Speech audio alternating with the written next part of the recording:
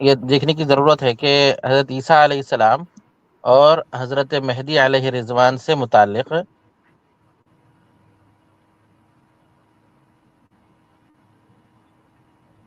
یہ لوگ پیش کر رہے ہیں نا، ابن ماجہ کی جو روایت پیش کر رہے ہیں، تو معلوم ہونا چاہیے کہ یہ روایت اللہ کے نبی صلی اللہ علیہ وسلم سے یہ ابن ماجہ میں بھی نقل کی گئی ہے، اور اسی طریقے سے دوسری کتابوں میں نقل کی گئی ہے، جس میں جو ہے وَلَلْمَهْدِيُّ إِلَّا عِيسَى ابْنُ مَرْيَمَ، ٹھیک ہے۔ اب اس میں ایک جو بنیادی بات ذہن میں رکھیے وہ یہ کہ اس میں جو بھی روایت ابن ماجہ ہو یا دوسری کتابوں میں ہو، شاید امام شافعی رحمۃ اللہ علیہ تک تو الگ سندوں سے پہنچ رہی، لیکن امام شافعی کے بعد تمام جو ہے راوی ایک ہی ہو جاتے ہیں۔ تو اب اسی پہ ہم اس لیے بحث کریں گے۔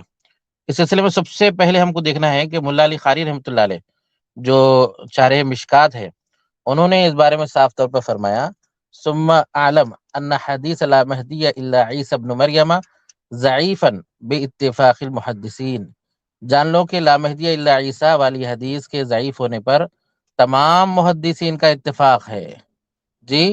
نمبر ایک بات، اسی طریقے سے حافظ ابن قیم رحمۃ اللہ علیہ فرماتے ہیں کہ یہ جو بات کہی جا رہی ہے، اس میں یہ جو حدیث پیش کی جا رہی ہے، اس میں ایک بات ذہن میں رکھیے، محمد بن حسین ابری رحمۃ اللہ علیہ نے مناقب الشافعہ میں فرمایا ہے کہ محمد بن خالد جو ہے اس میں ایک راوی، یہ ناقل جو ہے یہ تدلیس کا مجرم ہے۔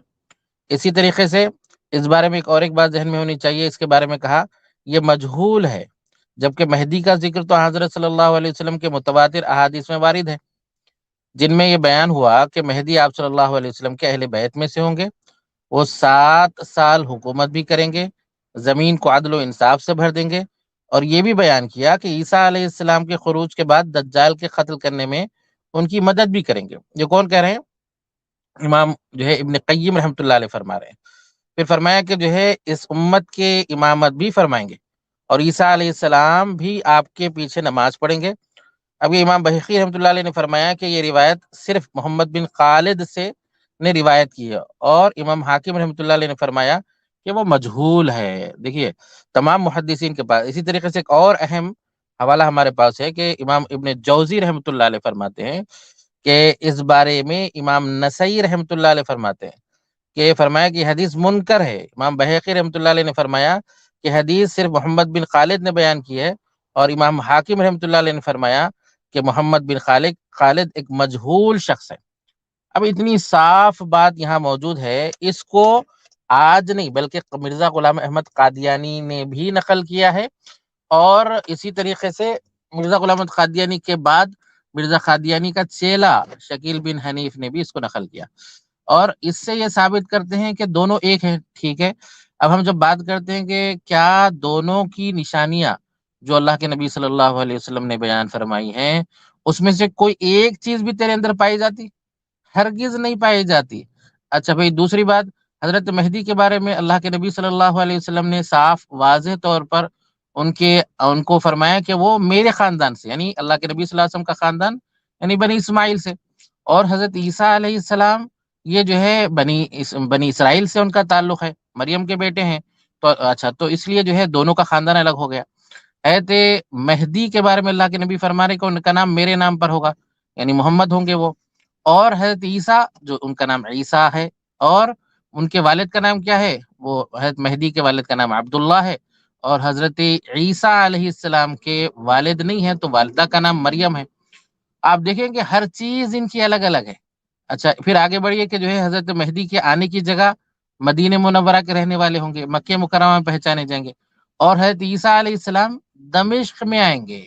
اب بتائیے کہ جو ہے اچھا ان کا کارنامہ کہ وہ جو ہے عیسائیوں سے مقابلہ کریں گے، اور یہ جو ہے دجال کو قتل کریں گے، یہودیوں سے مقابلہ کریں گے۔